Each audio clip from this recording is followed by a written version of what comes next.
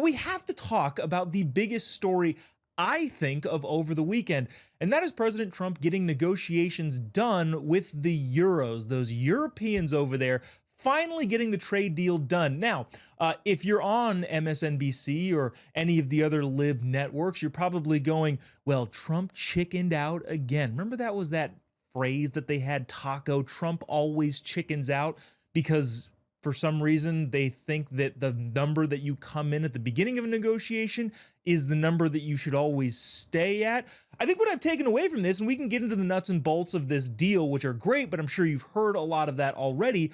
The biggest takeaway to me is that maybe libs have never negotiated before. Maybe they've never tried to sell anything on Craigslist or Facebook Marketplace. You know that you go in with a high number and then you expect to be the number to drop precipitously. If you're selling something and if you're buying something, you lowball them. That's what negotiations are. The whole thing here is when libs say, oh, Trump chickened out on his tariffs, I understand that as, well, you've never bought anything. You've never had to deal with a car salesman. You've never had to negotiate for anything in your entire life. And maybe that's the reason why they think this is a loss. Now, again, the particulars aside, the coverage of this sort of stuff, tariff-wise, has been fascinating. Let's bring in our fantastic panel. Mike Crispy is host of Last Call here on Real America's Voice. And Chloe Castillo is the founder of Make Music Right. Not again. There's no again on that one, but Make Music Right. Guys, thank you so much for joining us. Appreciate you taking the time. Thank you for having us.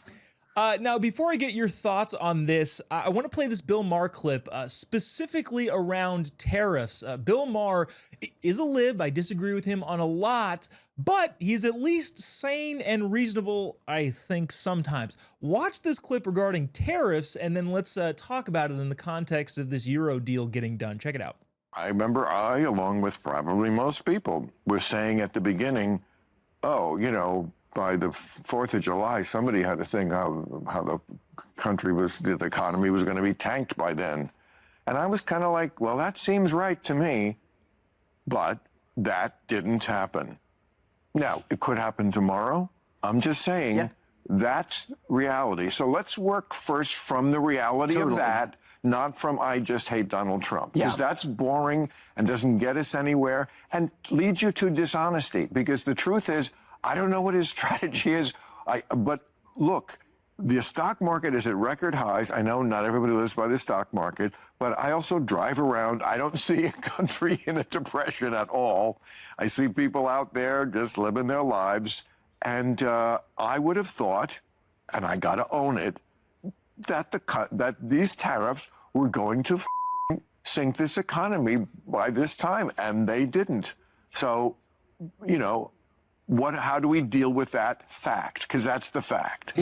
I wanted to play that. I know that was a little bit long, but I wanted to play it all the way to the end because he gets into, well, how do we deal with the fact that the facts aren't on our side, and turns out we're wrong about everything. Chloe, you know, this, again, I don't think libs have ever negotiated before because, at least for me, I'm not pretending to know what's going on inside President Trump's head. It seemed fairly obvious. Yeah, he's going to levy these massive tariffs in an attempt to get everybody at a more equitable situation regarding reciprocal tariffs.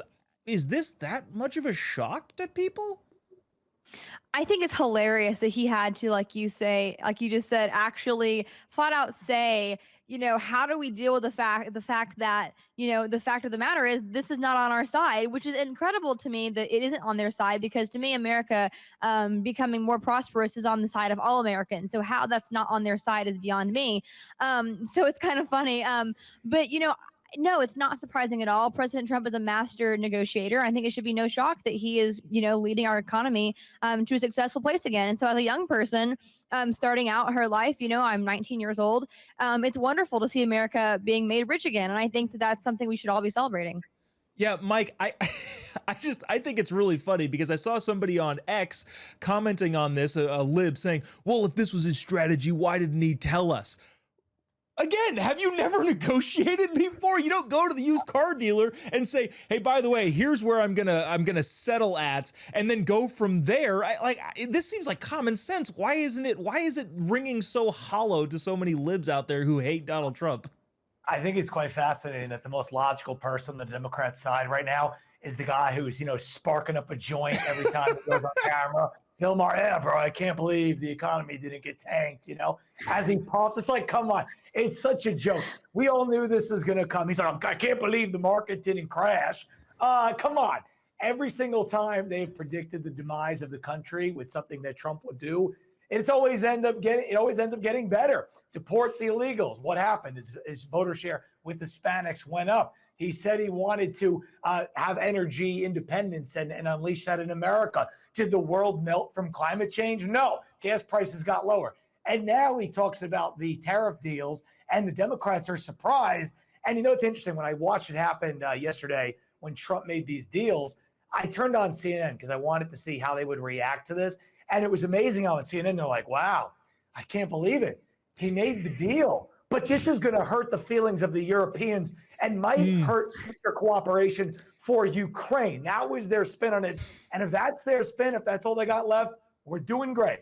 Yeah, I'm always just flabbergasted by the fact that they think if they hate something enough, that's a good enough argument. Just being angry isn't an argument, Libs. Just because you hate Donald Trump doesn't mean he's going to fail. And clearly an example here.